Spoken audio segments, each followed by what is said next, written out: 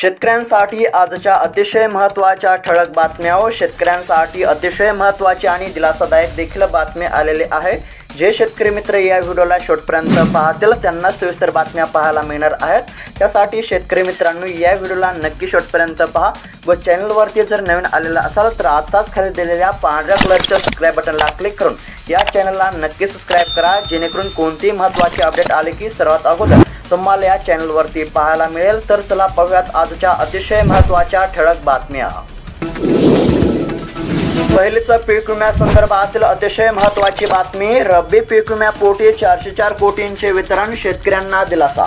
एकंदरीत जर पाहायला गेलं तर गत वर्षीच्या पीक विम्यासंदर्भातील महत्त्वाची बातमी आहे। पंतप्रधान पीक विमा योजनेतून गेल्या रब्बी हंगामातील पीक नुकसानीपोटी आतापर्यंत 404 कोटी रुपयांच्या भरपाईचे वितरण करण्यात आले आहे। त्यामुळे सध्या शेतकऱ्यांमध्ये आनंदाचे वातावरण पाहायला मिळत आहे व शेतकरी मित्रांनो या वर्षीच्या खरीप 2024 हंगामाच्या देखील 25% अग्रिम पीक विम्याचे वाटप होणार आहे आणि त्यासाठी पात्र असलेल्या जिल्ह्यांची यादी आपण या व्हिडिओमध्ये पाहणार आहोत। त्यासाठी या व्हिडिओला शेवटपर्यंत पहा व तुमचा जिल्हा कोणता आहे कमेंट करून नक्की कळवा। सोयाबीन उत्पादक शेतकऱ्यांसाठी महत्त्वाची बातमी। सोयाबीनला 6000 रुपयांचा हमीभाव देण्याची मोदींची घोषणा। एकंदरीत जर पाहायला गेलं तर सोयाबीन उत्पादक शेतकऱ्यांकरिता अतिशय महत्त्वाची बातमी आहे। सोयाबीन उत्पादक शेतकऱ्यांना संकटातून बाहेर काढण्यासाठी महायुती सरकारने 5000 रुपयांची स्वातंत्र्य मदत दिली। त्याचबरोबर आता सोयाबीनला किमान आधारभूत किंमत 6000 रुपये प्रति क्विंटल देण्यात येईल अशी घोषणा देशाचे पंतप्रधान नरेंद्र मोदी यांनी केली आहे। त्यामुळे आता नक्कीच राज्यातील सोयाबीन उत्पादक शेतकऱ्यांना आर्थिक मदत होऊ शकते।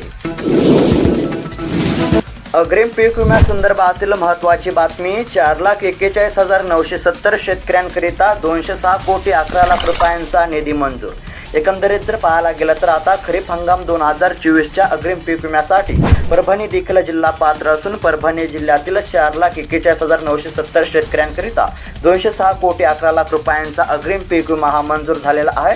त्यानुसार हा निधी आता शेतकऱ्यांच्या खात्यामध्ये वर्ग करण्यात येणार आहे व शेतकरी मित्रांनो तुमचा जिल्हा कोणता आहे कमेंट करून नक्की कळवा, जेणेकरून तुमच्या जिल्ह्यासंदर्भातील पीक विम्याची कोणतीही महत्त्वाची अपडेट आली की तुम्हाला कळवण्यात येईल।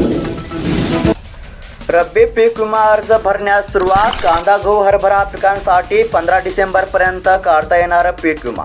जर पाहायला गेलं तर राज्य शासनाने जून 2023 मध्ये सर्वसमावेशक पीक विमा योजना सुरू केली।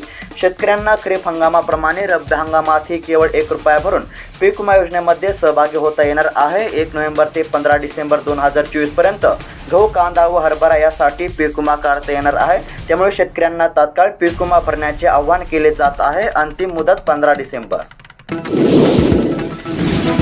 लाडक्या बहिणीचा डिसेंबरचा हप्ता 20 नोव्हेंबर नंतर मिळणार, मुख्यमंत्री एकनाथ शिंदे यांची ग्वाही।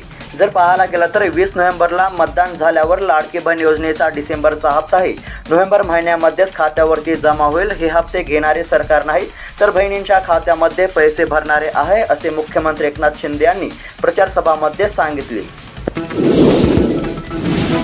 राष्ट्रवादीच्या जन्मानंतर राज्यामध्ये जातीयवाद वाढला, राज ठाकरेंचा शरद पवारांवर घाणाघात, उद्धव ठाकरेंवरही निशाणा।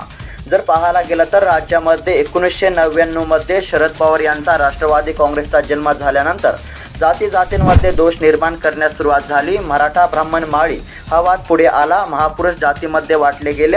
आता मराठा ओबीसी वाद पेटवलेला आहे। लोकांना जातींमध्ये गुंतून ठेवण्याचे राजकारण शरद पवार यांनी सुरू केल्याचा घाणाघात मनसे अध्यक्ष राज ठाकरे यांनी केला।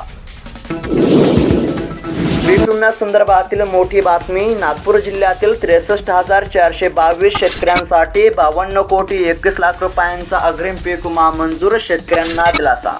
जर पाहायला गेलं तर आता नागपूर जिल्ह्यातील शेतकऱ्यांसाठी पीक विम्यासंदर्भातील अतिशय महत्त्वाची बातमी आहे।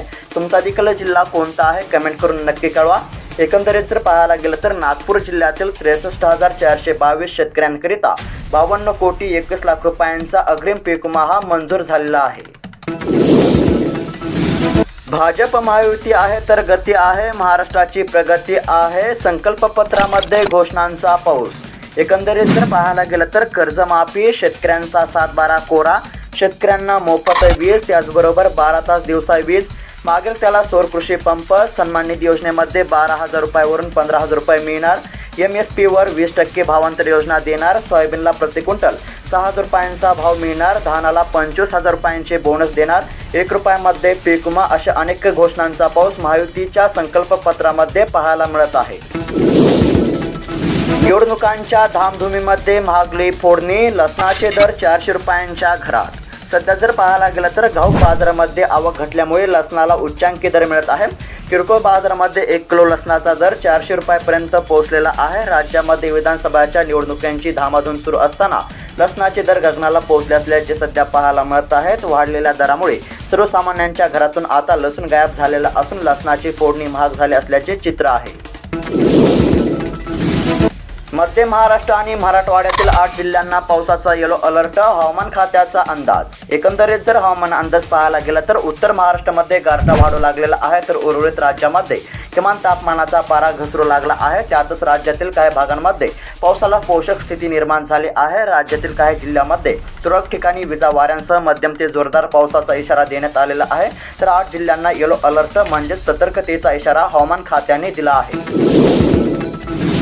वाढत्या थंडीने तूर पीक जोमात, थंडीचा फायदा रब्बी पिकांना होणार। सध्या जर पाहायला गेलं तर गेल्या आठवडाभरामध्ये तापमानामध्ये घट होत असल्याचे चित्र असून थंडी पडू लागल्यामुळे ग्रामीण भागामध्ये आता शेकोट्या पेटू लागत असल्याचे चित्र आहे।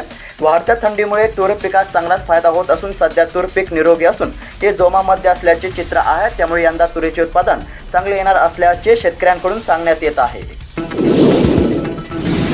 पीक विम्यासंदर्भातील महत्त्वाची बातमी, लातूर जिल्ह्यातील शेतकऱ्यांकरिता 244 कोटी 87 लाख रुपयांचा अग्रिम पीक विमा मंजूर। जर पाहायला गेलं तर आता लातूर देखील जिल्हा पीक विम्यासाठी पात्र असून लातूर जिल्ह्यातील शेतकऱ्यांकरिता 244 कोटी 87 लाख रुपयांचा अग्रिम पीक विमा हा मंजूर झालेला आहे आणि याचा लाभ लातूर जिल्ह्यातील 2,19,535 शेतकऱ्यांना होणार आहे। व शेतकरी मित्रांनो, तुमचा जिल्हा कोणता आहे कमेंट करून नक्की कळवा। 15 दिवसांमध्ये ई-KYC करा, अन्यथा रेशन कार्ड निलंबित, नागरिक पुरवठा खात्याची सूचना। जर पाहायला गेलं तर रेशन कार्ड लाभार्थ्यांसाठी ई-KYC सक्तीचे करण्यात आले आहे। 15 दिवसांच्या आत ई-KYC न केल्यास ही कार्डे निलंबित केली जातील। त्यामुळे आधार कार्ड लिंक करून ई-KYC करून घ्यावी अशी सूचना नागरिक पुरवठा खात्याने केली आहे। उन्हाळ कांदा लागवडीची शेतकऱ्यांची लगबग, सध्याचे चित्र। सध्या जर पाहायला गेलं तर कांद्याचे आगर म्हणून प्रसिद्ध असलेल्या निफाड तालुक्यामध्ये उन्हाळ कांदा लागवडीची शेतकऱ्यांची लगबग सुरू असल्याचे चित्र आहे। रब्बी हंगाम कांदा पिकासाठी अधिक पोषक असल्यामुळे कांद्याचे दर्जेदार उत्पादन निफाड तालुक्यातील सर्वच गावांमध्ये मोठ्या प्रमाणावर घेतले जाते। सोयाबीन दरासंदर्भातील बातमी, बाजार समिती अकोला येथे सोयाबीनला मिळाला जास्तीत जास्त 4,450 रुपयांचा दर। जर पाहायला गेलं तर बाजार समिती अकोला येथे सोयाबीनची 7,131 क्विंटलची आवक झाली होती, तर कमीत कमी 3,500 रुपयांचा भाव मिळाला आहे, तर जास्तीत जास्त 4,450 रुपयांचा आणि सरासरी दर 4,150 रुपयांचा भेटला आहे। लाडकी बहीण योजना बंद होऊ देणार नाही, मुख्यमंत्री एकनाथ शिंदे यांची घोषणा। जर पाहायला गेलं तर राज्यामध्ये लाडकी बहीण योजनेला चांगलाच प्रतिसाद मिळत असल्याचे चित्र आहे। त्यामुळे सध्या लाडकी बहीण योजनेअंतर्गत महिलांना देखील आर्थिक मदत मिळत आहे। त्यामुळे कोणताही मायका लाल आला तरी लाडकी बहीण योजना बंद होऊ देणार नाही असा इशारा मुख्यमंत्री एकनाथ शिंदे यांनी दिला आहे। तर शेतकरी मित्रांनो, तुम्ही हा व्हिडिओ कोणत्या जिल्ह्यातून पाहत आहात तुमचा जिल्हा कमेंट करून नक्की कळवा आणि दररोज अशाच महत्त्वपूर्ण ठळक बातम्या जाणून घेण्याकरिता आत्ताच खाली दिलेल्या पांढऱ्या कलरच्या सबस्क्राईब बटनला क्लिक करून या चॅनलला नक्की सबस्क्राईब करा। भेटूया पुढील व्हिडिओमध्ये। धन्यवाद।